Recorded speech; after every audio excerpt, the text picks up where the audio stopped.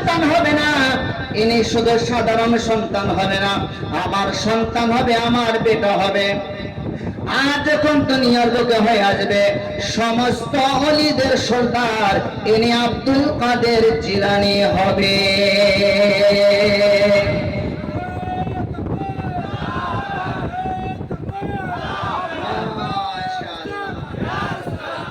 একটু জোরে বলুন, জোরে।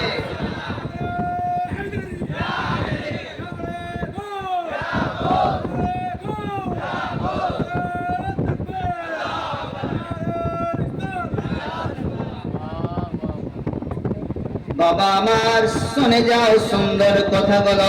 বড় পীর আব্দুল কাদের জিলানী জন্ম নিয়ে নিল। বাবা, আপনার বাড়িতে যেমন সন্তান জন্মগ্রহণ করে, আমাদের বাড়িতে যেমন সন্তান জন্মগ্রহণ করে, আব্দুল কাদের জিলানী অন্যভাবে জন্মগ্রহণ করেছিলেন।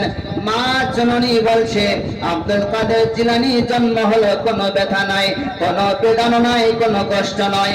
আব্দুল কাদের জিলানীর মাটিতে যখন জন্ম নিয়ে নিল, মা জননী বলছে গোটা ঘর অন্ধকার ছিল, চেরাগ ছিল না, বাতি ছিল না।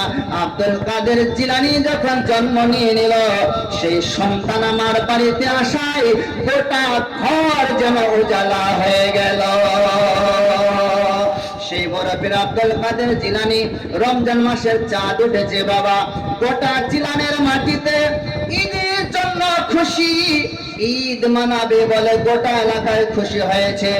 আপনার রোজা রাখবে বলে খুশি ঝুম গেছে গোটা এলাকায়।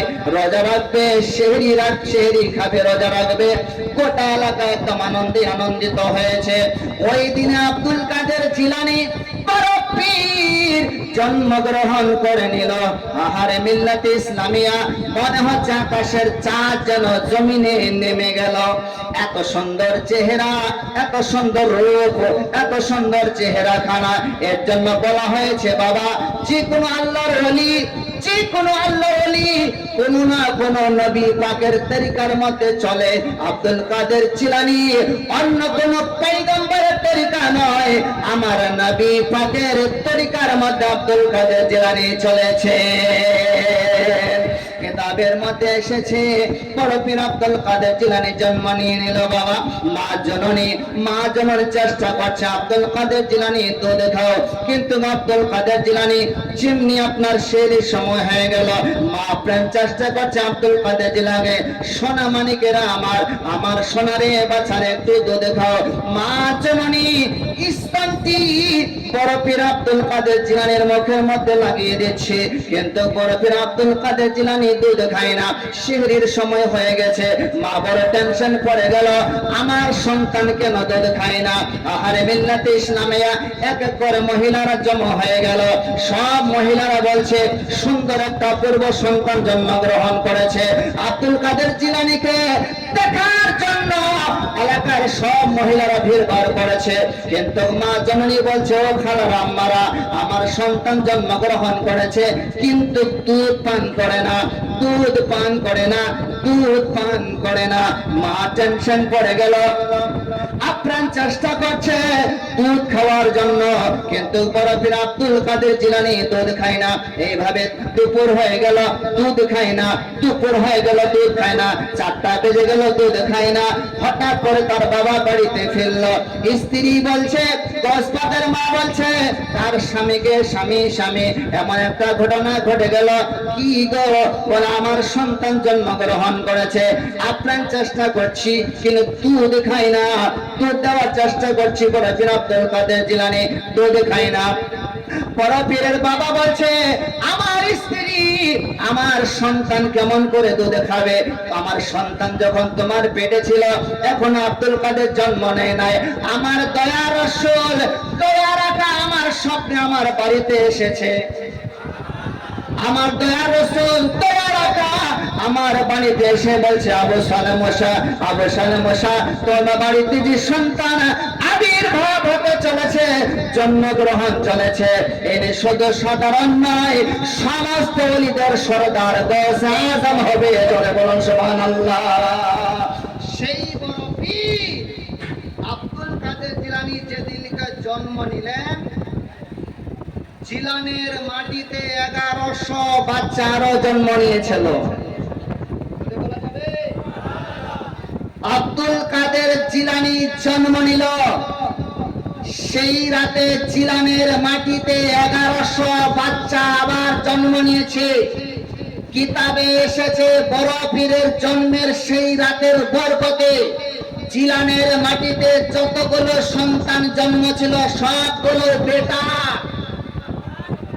আর সবগুলো আল্লাহর ওলি হয়ে গেছে। সেই বড় পীর আব্দুল কাদের জিলানী একদিন গেটে বসে আছে, দরজায় বসে আছে, বয়স 7 বছর বা সামথিং এরকম। হঠাৎ করে একজন ফকির, একজন ভিক্ষু রাস্তা দিয়ে যাচ্ছে। বড় পীর আব্দুল কাদের জিলানী গেটের মধ্যে বসে আছে। আমার বাবারা, ভাইরা, আমার দাদারা, বোনেরা, ও মায়েরা, কে আব্দুল কাদের জিলানী কার শানে তো বাবা একটু বুঝে যাও। আব্দুল কাদের জিলানী শিশু অবস্থায়, শিশুকাল, ঘরের গেটের মধ্যে বসে আছে। হঠাৎ করে একজন ভিক্ষুক পাশ দিয়ে চলে যাচ্ছে। ওই ভিক্ষুক যখন আব্দুল কাদের জিলানীকে একটা সালাম দিয়ে দিল, আব্দুল কাদের জিলানী তার সালামের 2 বার উত্তর দিল।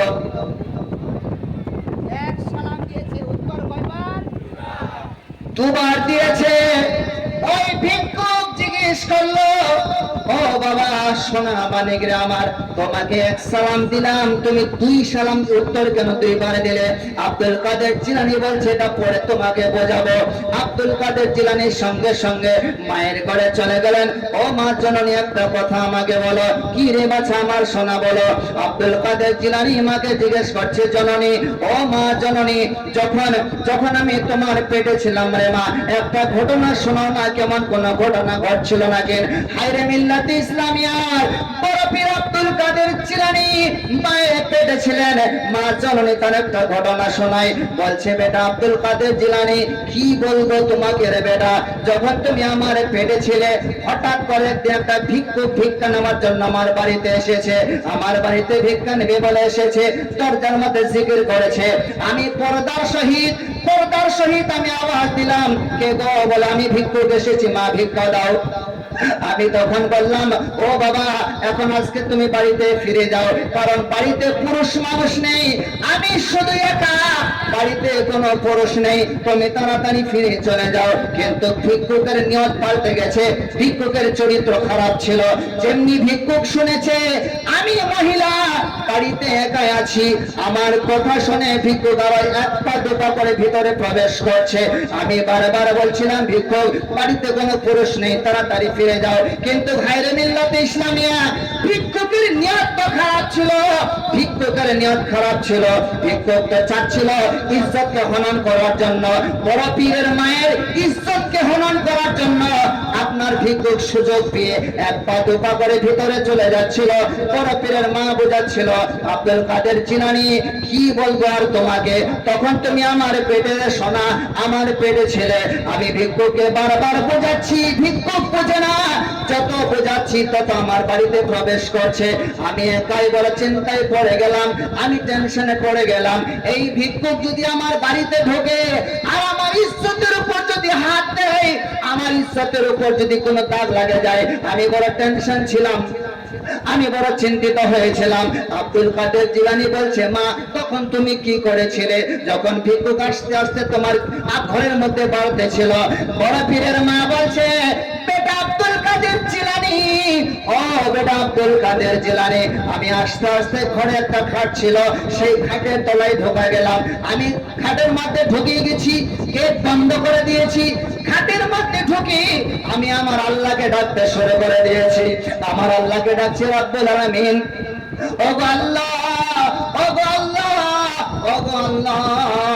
আমি আল্লাহকে ডাক দিতে শুরু করে দিয়েছি। রব্বুল আলামিন, বাড়িতে আমি একাই, আমার স্বামী বাড়িতে নাই, বাড়িতে কোনো পুরুষ নাই। এই সময়ে ভিক্ষুক যদি আমার বাড়িতে প্রবেশ করে আর আমার ইজ্জতের প্রতি যদি হাত লাগাই, আমার যদি ইজ্জতের মধ্যে দাগ লেগে যায়, আল্লাহ রাব্বুল আলামিন এই ভিক্ষুক যেন আমার ইজ্জতের উপর হাত না লাগাইতে পারে। রাব্বুল আলামিন তুমি আমার হিফাজত করো খোদা। আমি কেঁদে কেঁদে কেঁদে কেঁদে আমি আল্লাহকে ডাকতেছিলাম। তখন বড় পীর বলল, মা জননী তারপরে কি হলো? তারপরে কি হলো শুনে যাও। বড় পীর বলছে, মা তারপরে কি ঘটনা ঘটে গেল? মা বলছে, বড় পীর আব্দুল কাদের জিলানী, আর কি কথা বলবো রে বাবা, যখন আমি দুখানা হাত আল্লাহর দরবারে তুলেছি,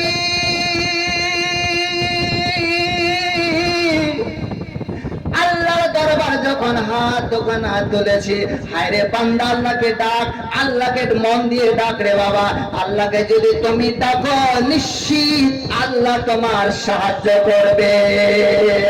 মা জননী বুঝাচ্ছিলেন বড় পীর, আমি যখন হাত দোকানা তুলে দিলাম তখন কি হলো? মা বলে, আল্লাহ দরবারে হাত তোলাম, আল্লাহ আমার ইজ্জতের হেফাজত করো, আমার ইজ্জতের হেফাজত করো। বাড়িতে স্বামী নাই, এই দোয়া করতেছি, হঠাৎ করে জঙ্গল থেকে একটা বাঘ আমার বাড়িতে বেরিয়ে এলো। আমার বাড়িতে যখন বাঘ এলো, যেমনি জঙ্গলের বিশাল বড় বাঘ আমার বাড়িতে চলে এলো, ওই ভিক্ষুক যে ভিক্ষুক আমার বাড়িতে ঢোকার প্রবেশ করছিল, আমার সততাকে নষ্ট করার জন্য, আমার চরিত্রকে নষ্ট করার জন্য ওই যে ভিক্ষুক আস্তে আস্তে বেরিয়ে চলে যাচ্ছিল। আমি তখন দোয়া করলাম, সঙ্গে সঙ্গে জঙ্গল থেকে বাঘ বেরিয়ে এলো।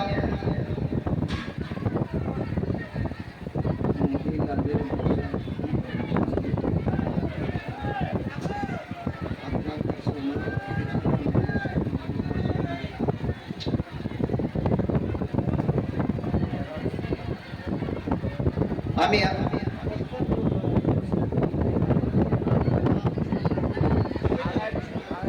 অনুরোধ করা হচ্ছে হোলচান্দেরও এবং মা বোনদেরও অনুরোধ করা হচ্ছে, মা বোন একটু চেপে বসার চেষ্টা করো মা। জানি তোমাদের কষ্ট হচ্ছে, প্রচন্ড গরম হচ্ছে, তারপরে অনুরোধ করা হচ্ছে, কারণ অল্প সময়ের মধ্যে আমাদের হুজুর পীর সাহেব কিবলা আমাদের মাথার তাজ, মাথার মুকুট তিনি আমাদের মঞ্চে খুব অতি শীঘ্রই উপস্থিত হতে চলেছেন। অনুরোধ করছে মা, একটু আরেক মাকে জায়গা দাও,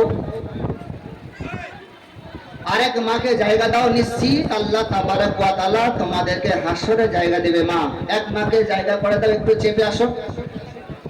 যারা বলেন কে উদ্দেশ্যে বলছি, ভাই একটু বসার চেষ্টা করতে। আল্লাহুম্মা সাল্লি আলা সাইয়্যিদিনা মাওলানা মুহাম্মদ ওয়া আলা আলি সাইয়্যিদিনা মাওলানা মুহাম্মদ। মা বড় পীর আব্দুল কাদের জিলানী মাকে জিজ্ঞেস করলেন, মা জননী তারপরে কি হলো? বাবা তারপরে জঙ্গল থেকে একটা বাঘ বেরিয়ে এলো। বাঘ কি করলো মা? যেমনি বাঘ বেরিয়ে এলো, ওই বাঘ ওই ভিক্ষুকে পিটাইতে শুরু করে দিল, তাড়াইতে শুরু করে দিল। ওই বাঘের ভয়ে ভিক্ষুক দৌড়াইতে পালাইতে শুরু করে দিল। মা তখন আব্দুল কাদের জিলানী বলছে, মা জননী তারপরে কি হলো? বেটারে তারপরে কি আর বলবো, আমি তখন বেঁচে গেলাম, আল্লাহ আমার ইজ্জতকে বাঁচিয়ে নিল। ভিক্ষুক আমাকে হাত দিতে পারলো না, ভিক্ষুক সফল হয়ে বেরিয়ে গেল। আব্দুল কাদের জিলানী বলেছিল, মা ও মা, ওই যে বাঘ তোমার বাড়িতে এসেছিল মা, জানো ওই বাঘটা কোথা থেকে এসেছিল? মা জননী বলছে, আব্দুল কাদের জিলানী ওই যে বাঘ কোথা থেকে এসেছিল আমি জানি না। মা জননী বলছে জানি না। বড় পীর আব্দুল কাদের জিলানী বলছে, মা ওটা জঙ্গলের বাঘ নয়, ওটা কোনো জঙ্গলের বাঘ নয় রে মা, ওটা আমি আব্দুল কাদের জিলানী বাঘের রূপ ধারণ করে মা আমি ফকিরটাকে তাড়িয়ে দিয়েছি।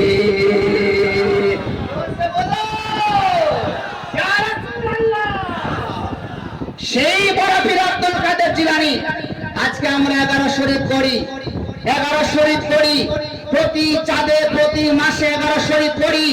আপনাদের জানা উচিত, আমাদের জানা উচিত, এই 11 শরীফে শুধু 11 শরীফ নয়, এই দিনে জানো কি কি ঘটনা ঘটেছে। 11 শরীফে বাবা আদমকে তৈরি করেছে 10ই দিন 11 রাত বাবা আদম গোলামের তওবা কবুল হয়েছে। 10ই দিন 11 রাত জান্নাতকে আল্লাহ তৈরি করেছে। 10ই দিন 11 রাত রাতকে আল্লাহ তৈরি করেছে। 10ই দিন 11 রাত হযরত ইব্রাহিম আলাইহিস সালামকে আল্লাহ বানিয়েছে। 10ই দিন 11 রাত আল্লাহ তাআলা ইউনূস নবীকে মাছের পেট থেকে উদ্ধার করেছে। 10ই দিন 11 রাত আল্লাহ তাবারাক ওয়া তাআলা আবার এই জান্নাতকে বানিয়েছে। সেই 10ই দিন 11 রাত চাঁদকে বানিয়েছে। 10ই দিন 11 রাত সূর্যকে বানিয়েছে। 10ই দিন 11 রাত কিয়ামত ঘটবে। 10ই দিন 11 রাত আব্দুল কাদের জিলানী ওলায়াত পেয়েছে। 10ই দিন 11 রাত জোরে বলো সুবহানাল্লাহ। সেই বরাবর আব্দুল কাদের জিলানীর আজকে সুন্দর মেহফিলে এসেছি। মিল্লাতে ইসলামিয়া আব্দুল কাদের জিলানীকে ভোলা যাবে না, অন্তর দিয়ে স্মরণ করবে। আব্দুল কাদের জিলানী বলেছে, আমার মুরিদেরা চাহনেওয়ালারা দুনিয়ার যে কোণা থেকে আমাকে যদি আওয়াজ দেয়, আমি বাগদাদ থেকে আমার মুরিদের আশিকদের আমি এখান থেকে সাহায্য করবো। জোরে বলুন সুবহানাল্লাহ। সেই কথা শেষ করে যাই, ছন্দ দিদি পড়িও। আল্লাহর নবী নূরের নবী গো, আপনি নবী আমার জীবনের জীবন। আল্লাহর নবী নূরের নবী গো, আপনি নবী আমার জীবনের জীবন। আপনি নবী আমার জীবন সাথী। আপনি নবী আমার জীবন সাথী।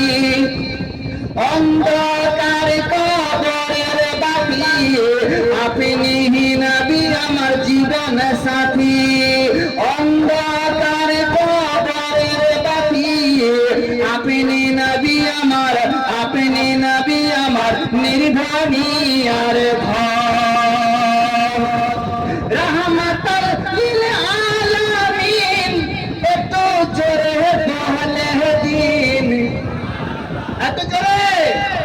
রহমতুল লিল আলামিন আপনি উম্মতের জামিন, গুনেহগার উম্মতের আপনি আপনজন। আল্লাহর নবী